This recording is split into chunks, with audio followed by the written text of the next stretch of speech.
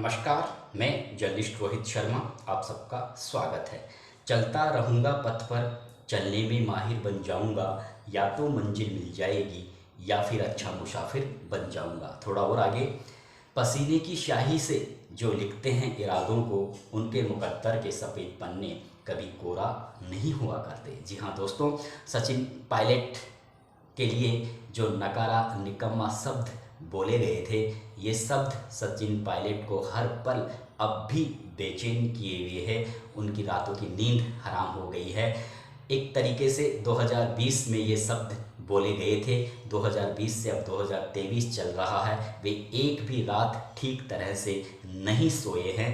वे यही सोचते हैं कि आखिर क्यों उन्हें नकारा निकम्मा बोला गया। ये नकारा निकम्मा बोलने का अधिकार सिर्फ माता पिता को ही है, लेकिन माता पिता के अलावा किसी तीसरे व्यक्ति ने उन्हें क्यों नकारा निकम्मा बोला। आखिर क्यों उन्हें नकारा निकम्मा बोला गया, जबकि वे पूर्व में केंद्र की मनमोहन सिंह सरकार में अपने अच्छे कामों से एक श्रेष्ठ मंत्री के रूप में स्थापित कर चुके थे। आखिर क्यों उन्हें नकारा निकम्मा बोला गया, जब राजस्थान में कांग्रेस पार्टी 21 सीटों तक सिमट गई थी, लेकिन अगले ही विधानसभा चुनावों में उन्होंने अपनी अगुवाई में कांग्रेस पार्टी में जान फूंकी और कांग्रेस पार्टी को सत्ता तक पहुंचाया। तो फिर क्यों उन्हें नकारा निकम्मा बोला गया। ये शब्द सचिन पायलट को ही नहीं, बल्कि उनके समर्थक नेता हैं, विधायक हैं, उन्हें भी काफ़ी विचलित किए हुए हैं, काफ़ी परेशान किए हुए हैं। सचिन पायलट के समर्थक, विधायक और नेता कहते हैं कि सचिन पायलट सिर्फ राजस्थान के ही नेता नहीं हैं, बल्कि वे पूरे देश के नेता हैं। युवाओं में ज़बरदस्त क्रेज है, हर स्टेट में उनके अच्छे फॉलोअर हैं। तो फिर क्यों राजस्थान में, एक ऐसे स्टेट में जहां पर उनके पिता ने भी अपने कामों से, अपने व्यवहार से एक अलग मुकाम हासिल किया था किसानों में और आम प्रजा में, और अब उन्हीं पद चिन्हों पर, अब उन्हीं के अपने पिता के ही पद चिन्हों पर जिस तरह से पायलट अपने पॉलिटिकल करियर को तेज़ी से आगे बढ़ा रहे हैं और जो मुकाम उन्होंने राजस्थान की जनता के दिलों में हासिल किया है, तो फिर आखिर क्यों उन्हें नकारा निकम्मा बोला गया।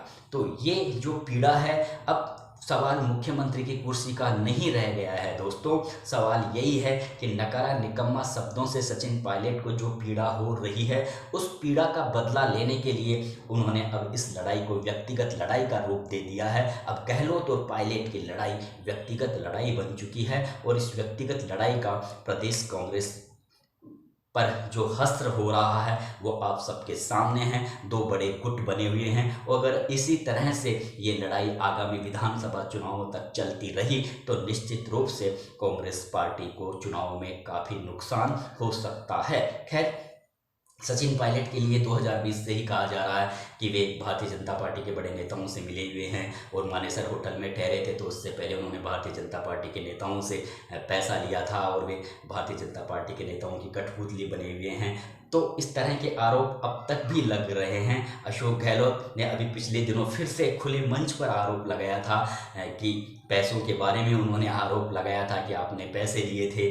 तो इन आरोपों का करारा जवाब देने के लिए और नकारा निकम्मा शब्दों का बदला लेने के लिए ही अब सचिन पायलट ने गहलोत के खिलाफ आर पार की लड़ाई का ऐलान किया है। और सबसे बड़ी बात यह है कि वे राजस्थान को छोड़ने वाले भी नहीं हैं, कांग्रेस पार्टी को छोड़ने वाले भी नहीं हैं। जिस तरह से आपने देखा होगा कि मुकेश भाकर ने सरेआम कहा था सभा में, भांकरोटा में जब जनसंघर्ष यात्रा का समापन हुआ था, उस समय उन्होंने, मुकेश भाकर ने और भी विधायकों ने कहा था कि उनके पुरखों ने इस कांग्रेस पार्टी को खून पसीने से सींचा है, इसलिए वे किसी भी हालत में कांग्रेस पार्टी को नहीं छोड़ेंगे और यहीं रहेंगे और यहीं रहकर छाती पर मूल दलेंगे। तो आप समझ सकते हैं कि जिस तरह से उनके पायलट के समर्थक विधायकों के भाषण हुए, तो वे विधायक भी नहीं चाहते कि वे कांग्रेस पार्टी से अलग हों और सचिन पायलट भी नहीं चाहते। सचिन पायलट खुद एक, भले ही उनकी आयु ज़्यादा नहीं हो, लेकिन राजनीतिक कुशलता उनमें अब कूट कूट कर भर गई है। वे जानते हैं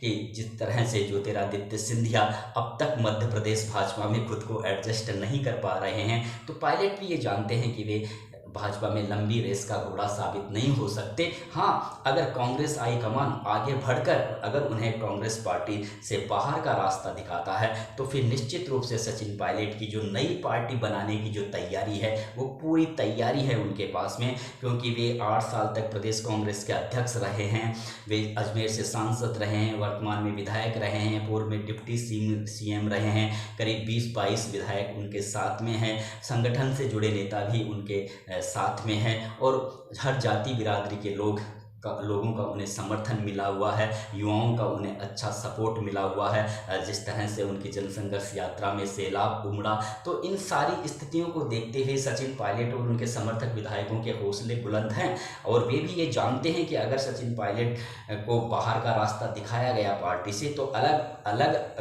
अलग से अलग कोई पार्टी बनेगी तो वे यहाँ पर जरूर कामयाब होंगे। और ये भी तय है अगर वे अलग पार्टी बनाते हैं तो निश्चित रूप से हनुमान बेनीवाल के साथ वे गठजोड़ करेंगे और हनुमान बेनीवाल के साथ गठजोड़ करके वे 200 विधानसभा सीटों पर अपने उम्मीदवार खड़ा करते हैं तो फिर आगामी विधानसभा चुनाव में कांग्रेस और भाजपा दोनों के लिए बहुत बड़ी चुनौती बन सकते हैं पायलट और बेनीवाल। देखिए दोस्तों, अब सचिन पायलट इतने आगे निकल चुके हैं कि वे अब किसी भी कीमत पर बैकफुट पर आने वाले नहीं हैं। सवाल मुख्यमंत्री की कुर्सी का नहीं है, क्योंकि बहुत से लोग, उनके निकट के लोगों से मेरी जब बातचीत होती है तो वे यही कहते हैं कि अगर 2020 में जब सचिन पायलट ने असंतोष जाहिर किया था सरकार के खिलाफ, अगर उस समय अशोक गहलोत अपनी भाषा को संयमित रखते और एक छोटे भाई की तरह सचिन पायलट से रिश्ता निभाते तो पायलट जरूर इन वर्तमान 5 सालों में खुद को बैकफुट पर कर लेते। लेकिन जिस तरह से उनके खिलाफ भाषा का इस्तेमाल किया गया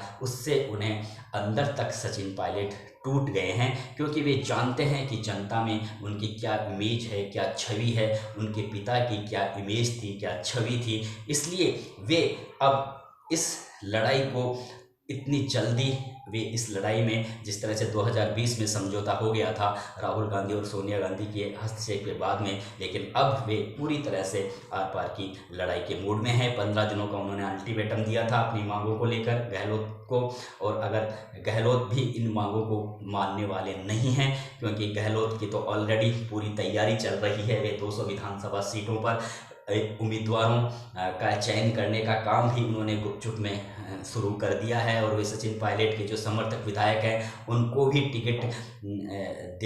उनके टिकट काटने में वे अपनी तरफ से कोई कसर बाकी नहीं छोड़ेंगे। अगर सचिन पायलट अगर कांग्रेस पार्टी में उस समय तक रहते हैं तो एक पूरी तैयारी है अशोक गहलोत की। वे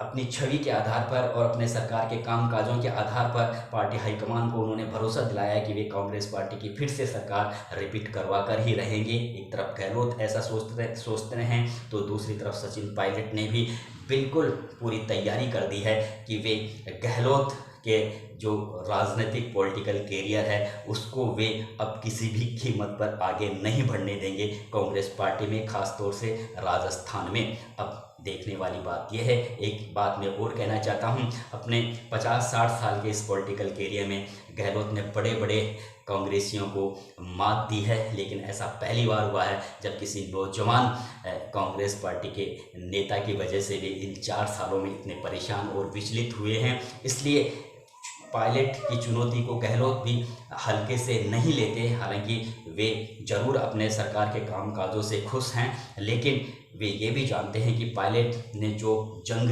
छेड़ी है वो जंग उन्हें अंदर ही अंदर परेशान